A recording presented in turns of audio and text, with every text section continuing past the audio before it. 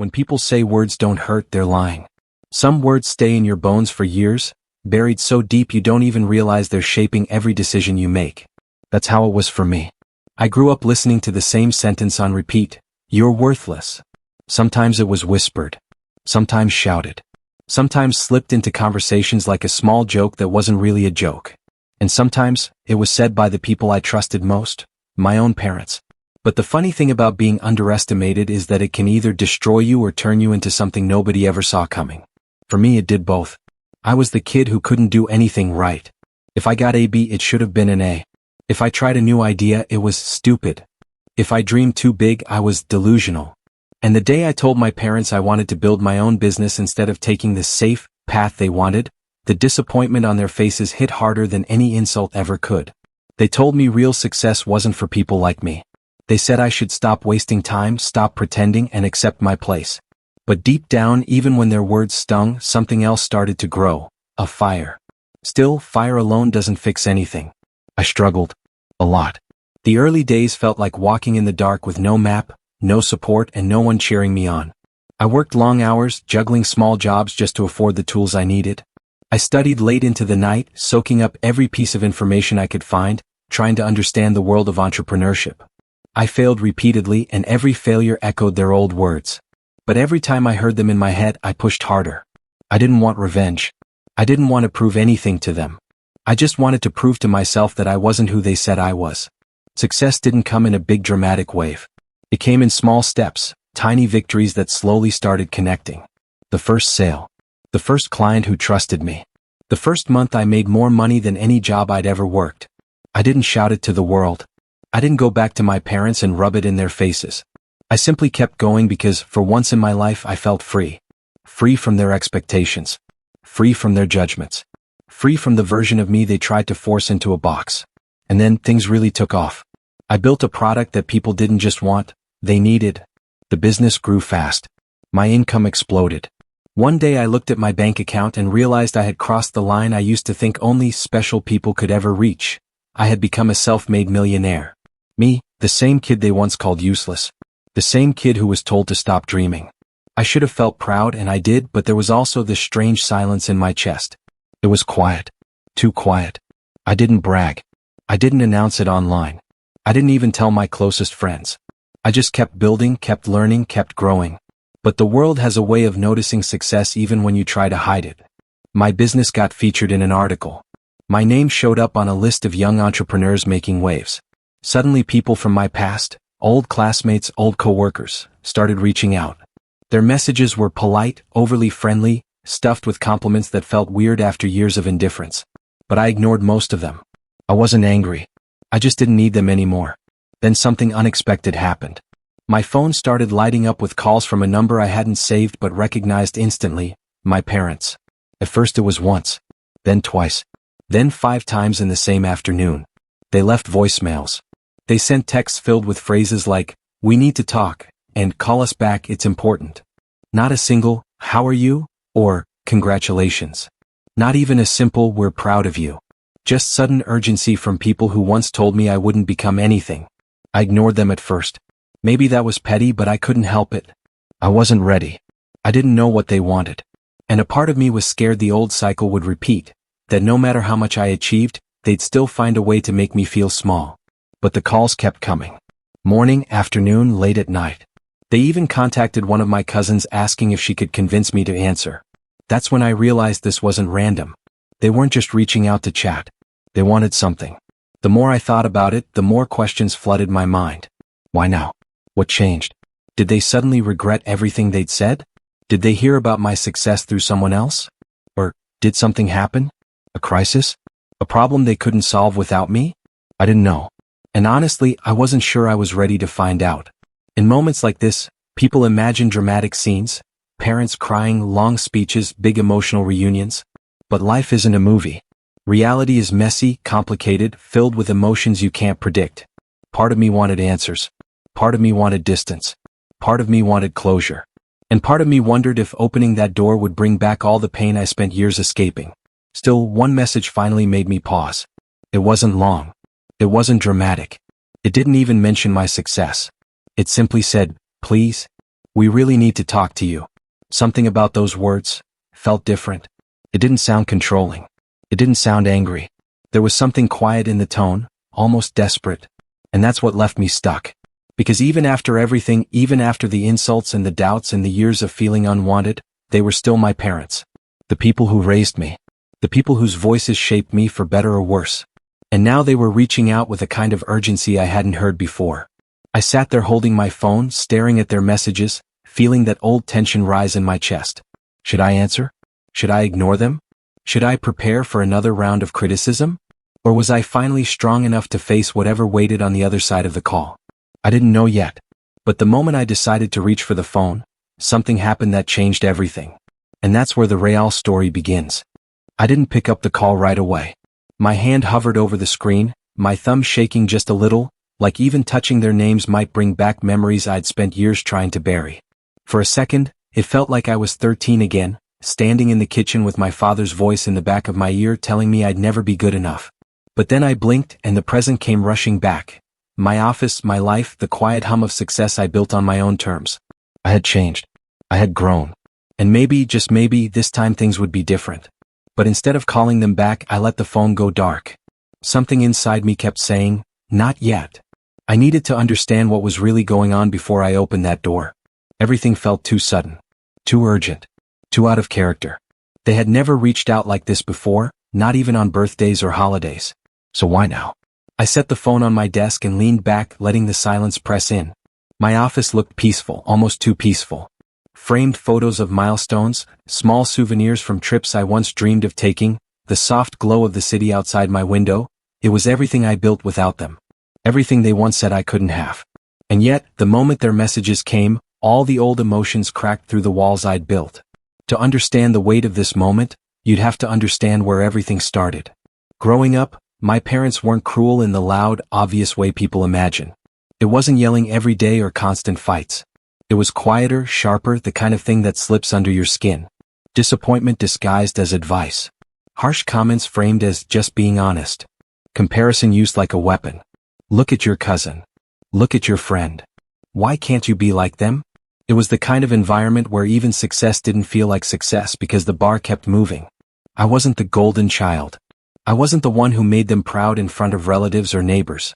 I was the one they sighed about, the one they whispered concerns about, the one they joked would end up working dead-end jobs forever. I still remember the day I came home excited about a small project I'd built for fun. Something simple, but it worked. I was proud of it. My father barely looked at it. My mother told me not to waste time on childish ideas. And that was that. Dream over. At least that's what they thought. But the universe has a weird way of guiding you even when you're lost. One afternoon in high school, I stumbled into a small business workshop by accident. I'd only walked in because I saw free snacks. I wasn't expecting anything life-changing. Yet something about listening to regular people who had nothing fancy, no special backgrounds, talk about how they built something from scratch stirred something in me. Their stories weren't polished or perfect. They were messy, full of mistakes and risks. But they were real. And for the first time, I saw myself in someone else's path. Of course, my parents didn't see it that way. When I mentioned business, they brushed it off like it was a hobby. When I got my first small freelance job, they told me to stop fooling around. When I talked about building something long-term, they laughed, not because they were mean, but because they couldn't imagine a life outside the safe, traditional path they understood. But that workshop sparked something inside me, a sense of possibility I couldn't shut off. I started reading late at night, borrowing old business books from libraries, watching free online lessons when I should have been sleeping. Nobody knew. It was my secret world, the one place where I felt like I wasn't worthless, like my ideas mattered. Still, knowledge alone wasn't enough. Life kept hitting back. I struggled financially. I worked part-time jobs I hated. I faced rejection after rejection while trying to get my early ideas off the ground. There were days I felt like maybe my parents were right, that maybe I was aiming too high. But then something strange happened. Every setback made me more stubborn.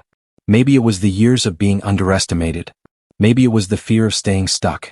Maybe it was pure survival mode. But each time something went wrong, I pushed harder. I taught myself marketing, design, product strategy, anything I thought could get me closer to building something real. Even when I failed, I learned. Even when I lost money, I gained experience. Even when people doubted me, I kept going. It wasn't glamorous. It wasn't some overnight success story. It was slow, grinding progress, mixed with frustration, late nights, and 1,000 moments of almost giving up. Then came the breakthrough, my first product that actually made sense to people. Something simple but needed. Something small but valuable. It wasn't luck, it was years of tiny lessons finally lining up. And once it started growing, it didn't stop. People found it, trusted it, shared it. My business didn't explode overnight, but it grew steadily, quietly, and steadily again. At first, I didn't even realize how far I'd come. I was so busy working that I didn't notice the timeline shifting. 1 year passed. 2. Then 3. I kept building, hiring help, expanding.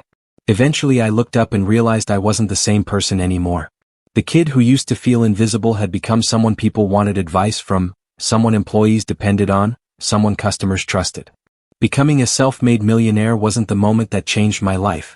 It was the realization that I had built everything from the ground up, without shortcuts, without handouts, without validation from the people who once told me I would fail. That was the real victory. The real freedom. But that's also what made my parents' sudden interest so unsettling. Because in all those years, not once did they call to ask how I was doing. Not once did they support my dreams. Not once did they check in during the hardest moments. They weren't there when I debated giving up. They weren't there when I pulled all-nighters for weeks. They weren't there when I struggled to afford basic things. They weren't there when I made my first real win. So why were they here now? Why were they blowing up my phone out of nowhere? Their messages didn't sound proud. They didn't sound apologetic. They didn't even sound excited.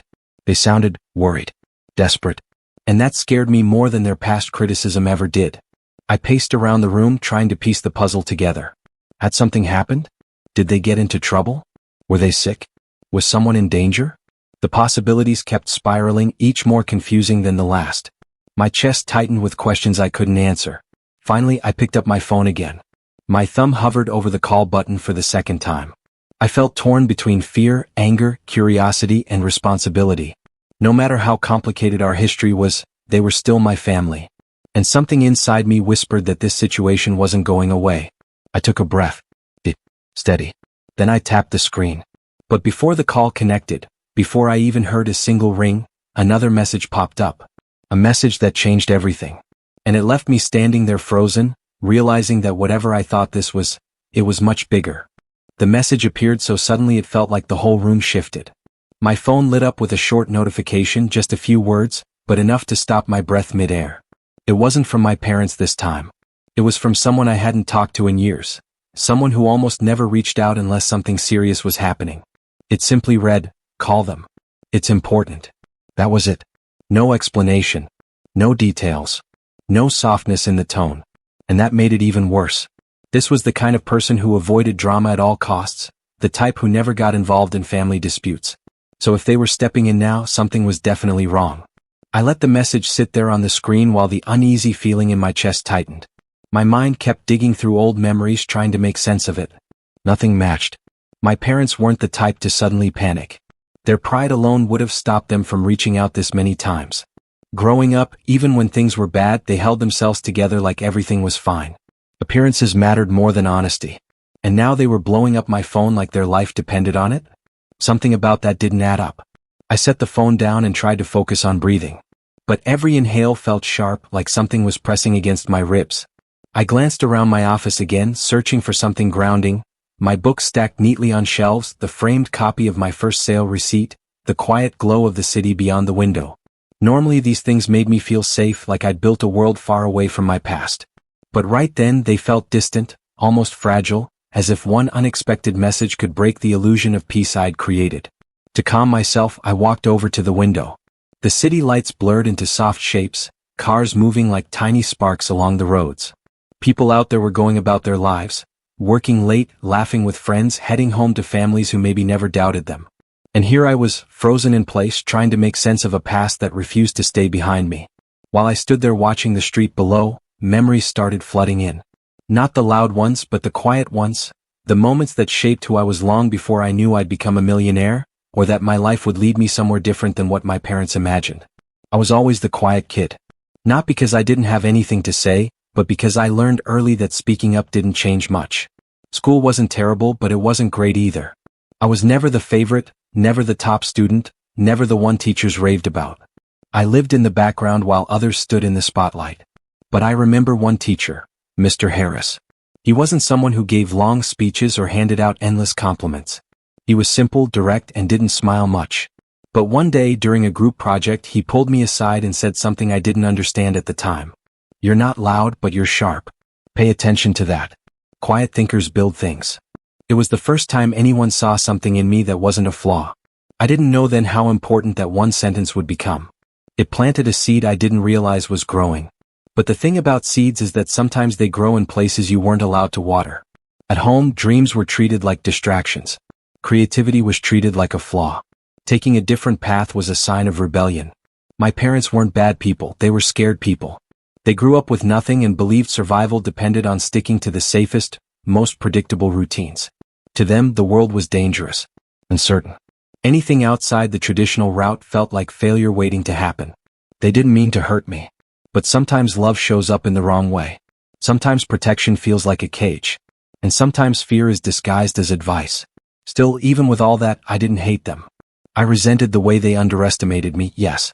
I resented the pressure, the constant comparisons, the way they brushed off my dreams. But some part of me always hoped that one day, just once, I'd make something they'd be proud of. When I started my first business attempt, I was terrified.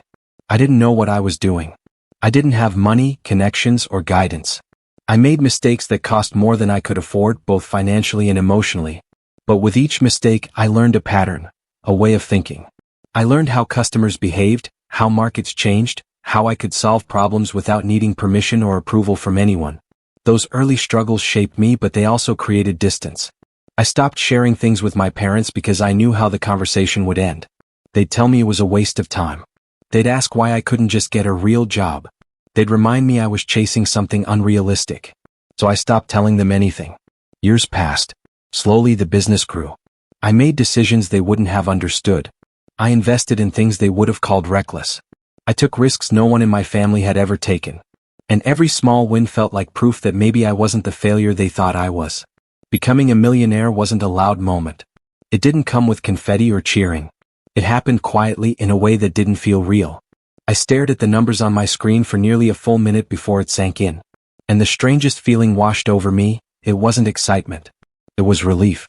Relief that all those years of being doubted hadn't been for nothing. Relief that I had broken the cycle. Relief that the kid who used to cry after being called worthless had built a life bigger than anyone imagined. And now that same life was being interrupted by messages I didn't know how to handle. I walked back to my desk and picked up my phone again. My heart was beating too fast, but I ignored it. I opened the unread notification to reread it, hoping it made more sense the second time. It didn't. Call them. It's important. I closed the message and scrolled through the ones from my parents again. There was a pattern, short, frantic, spaced throughout the day. No explanations. No actual details. Just urgency. There was one from earlier that said, "Please, it's about family." That only made things more confusing. Family? Which part of the family? Immediate? Extended? Someone's health? Someone in trouble? My mind kept spinning with possibilities, none of them good. I tried to distract myself by checking emails, reviewing orders, looking at analytics, anything to pull me back into the world I controlled. But I couldn't focus. The tension worked its way into every muscle, every breath. Eventually, I gave up and just sat down, letting the silence fill the room again. Then another thought hit me. What if the issue had nothing to do with me? What if something happened months ago and they just didn't want to involve me until now? My parents were private about everything. They didn't share weaknesses. They didn't admit when things were falling apart. So if they were calling this intensely, maybe things were genuinely serious. But why now, after all these years of distance?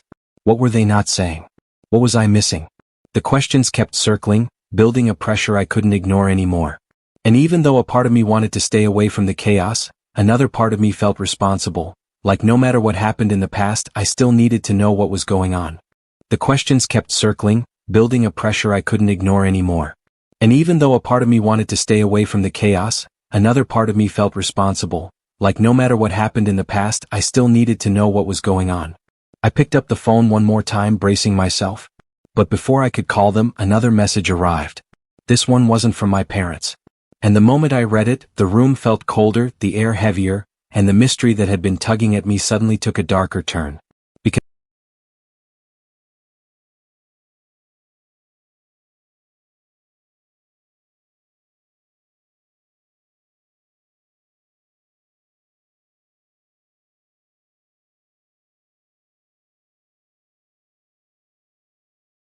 The message was just one line, but it hit harder than anything my parents had sent before.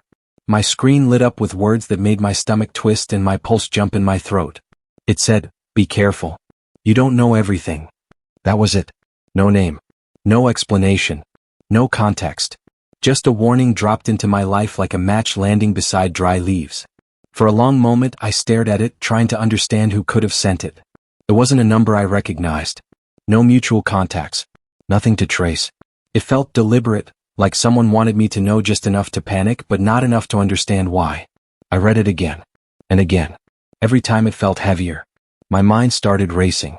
Was this connected to my parents' sudden messages? Was someone else involved in whatever was happening? The more questions I asked myself, the less answers I had. I felt like I was standing in the middle of a storm I didn't see coming, with wind blowing from all directions and no idea where it started. I stood up, unable to sit still anymore. My thoughts were too loud, too scattered. My legs carried me around the room without direction. I kept replaying everything, my parents' calls, that cousin-like contact telling me to call them, and now this anonymous warning. None of it matched. None of it fit into a single story I could follow. And that scared me more than anything. The success I built, the peace I created, the distance I put between myself and the painful past, it suddenly felt fragile. Like one unexpected message could pull the rug out from under everything. I had worked so hard to build a life where I wasn't defined by fear or doubt. But tonight, fear was closing in from all sides. I grabbed my phone again and read the warning one more time. A part of me told me to ignore it, to block the number, to pretend it wasn't real. But another part, the instinct that helped me survive years of pushing through the unknown, told me to pay attention. Life taught me that warnings come for a reason, even if you can't see it yet. I took a deep breath and decided I needed to look at this more calmly. Think like I used to when solving business problems. Gather information. Look for patterns. Don't let emotions cloud everything. But that was easier said than done. My parents' messages weren't normal. Their tone was different, less controlling, more urgent. And that alone was strange. They were proud people. They hated showing weakness. If they needed my help, something serious had to be happening. But instead of telling me directly, they kept sending vague pleas. What? And the anonymous warning? Who would even know enough about my family to send something like that? Who would care enough to get involved? Could it be a scam? Someone trying to scare me because of my business success? Or was it someone who knew something I didn't? The questions piled up too quickly. I sat back down and opened the contact again. No name. No profile picture. Just a number. I clicked it, trying to remember if I'd ever seen it before. Nothing. The longer I stared at it, the more the room seemed to shrink around me. And then, as if the universe wasn't done toying with me, my phone vibrated again. Another message. I froze before even looking at it. For a second, I considered putting the phone down and walking away. But I couldn't. I needed to know. This one was from my father. It said, "We didn't want this to reach you. But it's too late now." My throat tightened. My mind couldn't find a single explanation that made sense. We didn't want this to reach you. What was this? Was someone threatening them? Were they hiding something from me? Something they thought would hurt me? Or worse, something connected to my success? Nothing fit. But the fear behind the words was unmistakable. My father never wrote messages like that. Never. He was the kind of man who wrote sharply, directly, sometimes too bluntly. This message sounded shaken, like something had knocked the ground out from under him. I kept staring at my phone, waiting for another message. Waiting for any clue. But nothing else came. Just silence. The kind of silence that makes you more anxious than the noise. I knew I couldn't ignore this anymore. I couldn't keep pretending I could figure it out on my own. The pieces were scattered and I was missing too many of them to see the full picture. Every second I waited made the situation feel more dangerous, more unpredictable. But right when I finally decided to call my parents and hear the truth for myself, my phone started ringing, loud and sharp, cutting through the stillness like a knife. This time it wasn't their number. It was the same unknown number that had sent the warning. I froze. My heartbeat crashed against my ribs. I didn't know whether to answer or block it. Every instinct screamed something different. My hand shook as the phone rang again, and again, each tone louder than the last, pushing me to make a decision. Finally, I pressed accept. The line opened, but no one spoke. Not at first. I could hear faint breathing, shaky and unsure. It felt like someone on the other side was scared too, like they weren't supposed to be making this call. "Hello?" I said quietly, my voice tighter than I expected. Still no answer. I waited, trying to stay calm even though my chest felt like it was collapsing in on itself. Then finally, a voice spoke, soft, nervous, barely above a whisper. "They're not telling you the full truth. You need to be careful. You're involved in this whether you like it or not." That was all they said. Before I could ask who they were or what they meant, the call ended abruptly. The line went dead. Like someone had panicked and hung up before they revealed too much. I stared at my phone, unable to move. My mind was spinning faster now, full of new questions that tangled with old ones. What truth was being kept from me? What did my parents get involved in? And how could I be part of something I didn't even know existed? I felt the pressure building inside me. The air felt heavier, like the room itself was closing in. Something was happening behind the scenes, something I hadn't seen coming. And whoever called me was scared enough to hide their identity. I tried again to piece things together, but now everything felt bigger, too big for guesses, too big for assumptions. The urgency, the warning, the silence on the call, it all pointed to something serious. My phone buzzed again. Another message from my parents. This one was longer, emotional. And when I read it, it made everything much worse. Because it didn't explain anything. It asked me, begged me, not to tell anyone about what was happening. Not a friend. Not a relative. Not even the authorities. And that kind of request only comes when something is truly deeply wrong. I sat there, heart pounding, breath shallow, realizing the story I thought I knew about my own life was shifting into a territory I never imagined. And whatever was waiting for me next, I could feel it coming. Fast.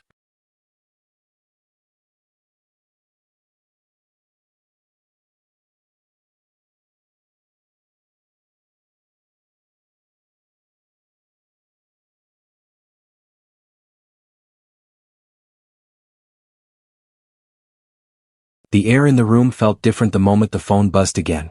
At first, she ignored it, thinking it was just another message offering empty apologies or forced concern. But when the screen lit up with an unfamiliar number, something inside her tightened. She hesitated, then answered, her voice steady but her heart already climbing into her throat. The voice on the other end wasn't one she expected.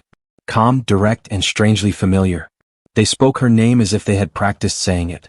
The silence that followed stretched long enough for her pulse to start racing. When they finally revealed who they were, the ground beneath her seemed to shift. Everything she thought she understood about the situation, about the betrayal, the lies, the half-truths, suddenly felt too small compared to what she was hearing now.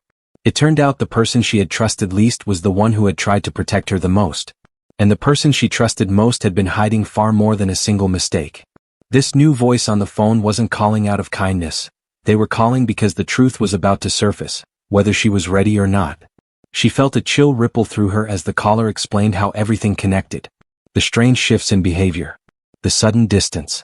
The emotional inconsistency. There had been meetings behind her back, not the kind that involved betrayal in a romantic sense, but the kind that involved planning, strategizing, and keeping secrets she was never supposed to discover. Secrets tied to her treatment. Secrets tied to her future. Secrets tied to why certain decisions had been made without her input. And now, those decisions were being questioned by someone else. Someone with power. Someone who claimed to have evidence. Someone who warned her that things were about to get messy. She hung up the phone and felt her stomach twist. Every instinct told her to confront the person at the center of it all, but something stronger whispered for her to wait. To watch.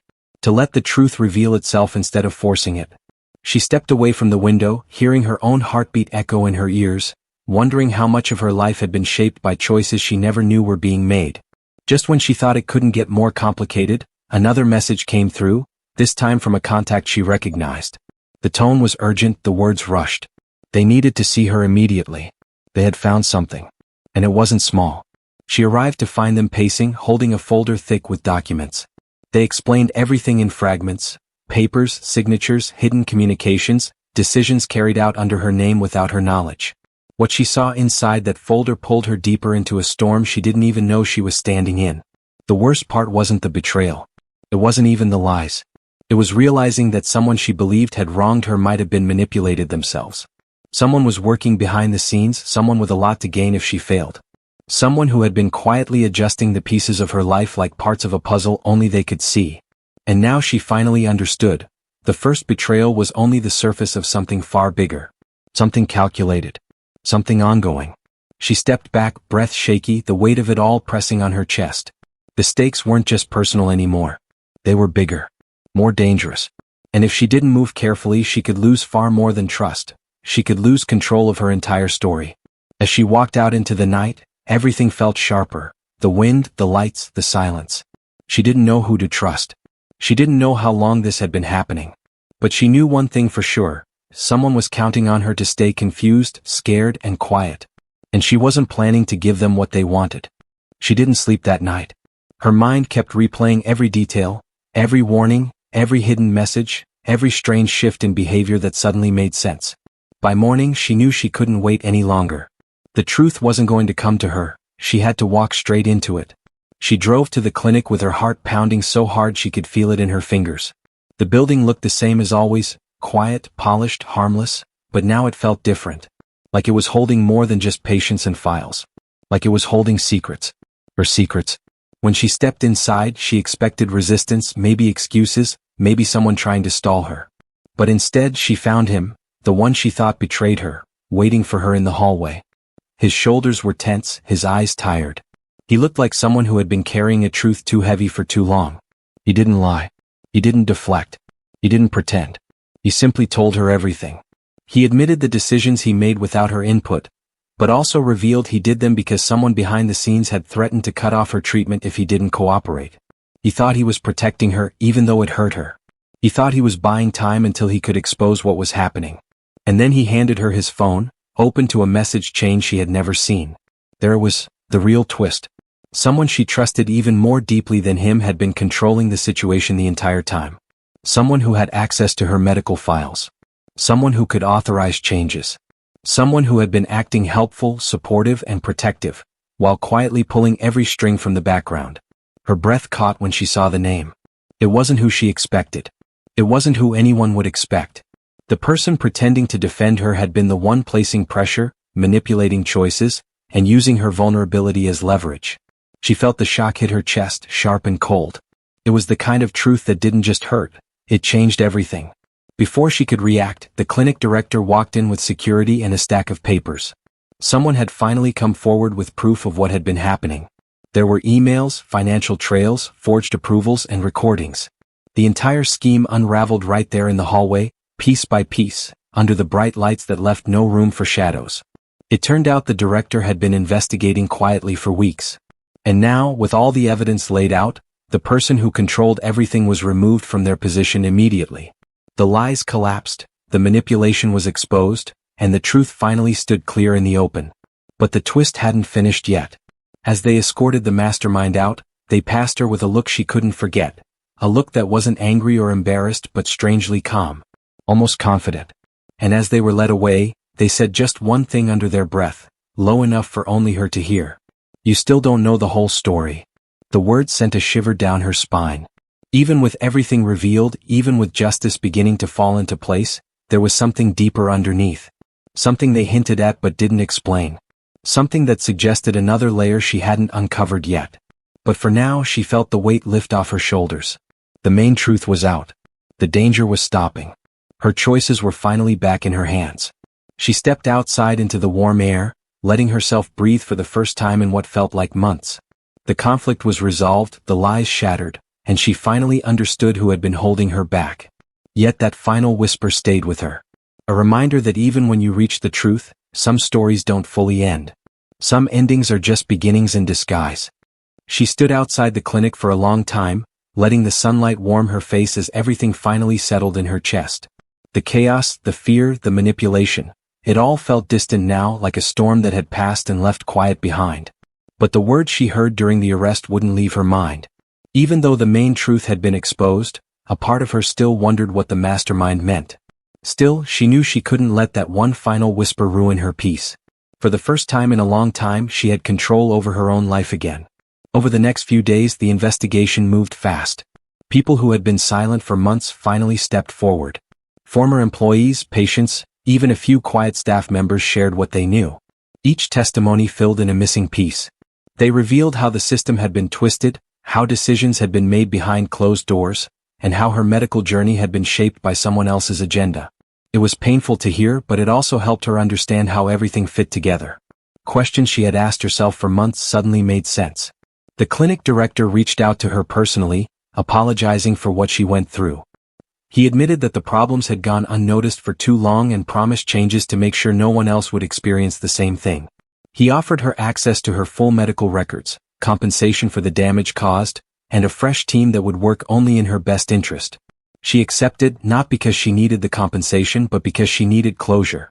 She needed to know the truth was fully uncovered and that she could finally move forward. She spent time reading through her files page by page. Some things were hard to confront. Adjustments made without her consent, recommendations twisted into something else, and notes written by people she once trusted. But with every page she read, she felt stronger. Knowledge wasn't hurting her anymore, it was freeing her. It reminded her that she wasn't powerless, not anymore. Her relationship with the one person she originally thought betrayed her also began to shift. After everything came out, she found herself thinking about all the moments he tried to protect her in small, indirect ways. The long pauses before he answered her questions. The quiet tension in his shoulders. The guilt in his eyes during their arguments. Now she realized those moments were warnings she didn't understand then. He wasn't perfect and he should have been honest, but he wasn't the villain. He was stuck in the same trap she was, just from a different angle. They talked, really talked, for the first time in months. He apologized without excuses. She listened without anger. And somewhere in that conversation they found a space where forgiveness felt possible. They decided not to rush anything, not to pretend everything was suddenly normal, but to rebuild their trust step by step. Not for the past but for the future. It felt like something new, something steady, something honest. As for the person who orchestrated everything, there were updates too. They faced charges and more evidence kept surfacing. Financial records, emails, recordings, documents they thought were hidden forever. It became clear they were not just manipulating her but several others too. But even as the case built up, she held on to something unexpected. She didn't hate them. She didn't want revenge. She just wanted accountability and a clean break. That alone felt like a sign of her growth, a sign she wasn't carrying the weight of anger anymore. Weeks passed and she slowly returned to the rhythm of her life. She started her mornings with quiet walks, letting her mind settle. She picked up projects she had abandoned. She reached out to friends she had drifted from. She even visited places she had avoided because they reminded her of the harder days. Every small action reminded her that healing wasn't loud or dramatic. It was slow, steady, and often invisible. She also spent more time focusing on her personal goals. The journey she had been forced into had taken so much from her, but it also revealed something surprising. How resilient she really was. How determined she could be. How powerful her voice became when she stopped letting others speak for her. She felt more grounded, more self-aware, and more prepared for whatever came next. And about that final whisper, the one claiming she still didn't know the whole story, she eventually realized something important. It wasn't a clue. It wasn't a warning. It wasn't even a truth. It was just a last attempt to shake her, a final grasp for control from someone losing their power. When she understood that, the fear disappeared. She refused to give those words space in her mind. That was its own kind of victory. Months later, she was invited back to the clinic, not as a patient, but as someone who helped inspire change. The director wanted her insight on how to improve communication, transparency, and patient support. She walked through the halls without fear, without tension. She felt like someone who had survived something heavy and come out with purpose. Standing in that building again, she realized her story wasn't just about the conflict or the betrayal. It was about reclaiming her voice, trusting her instincts, and learning that even when things fall apart, people can rise again. Her journey became something bigger than what she suffered. It became something she could use to help others. On her way out of the clinic, she paused by the exit, the same place she once stood overwhelmed and unsure. Now she felt calm. She knew the truth. She knew her strength. And she knew the past no longer had power over her. The sun was setting, painting the sky in warm gold and deep orange. As she stepped outside, she felt a sense of closure wrap around her like a soft blanket. She finally understood the ending wasn't about all the wrong that happened to her, it was about the right she created afterward. It was about growth, clarity, and the quiet courage of moving forward. She took a deep breath, let the evening air fill her lungs, and walked away with steady steps. No more shadows, no more secrets, no more fear. Just a new beginning shaped by everything she learned and everything she chose to leave behind. And just like that, her story ended the way all meaningful stories should. Not with noise or chaos but with peace, strength, and the beautiful certainty that she was finally free.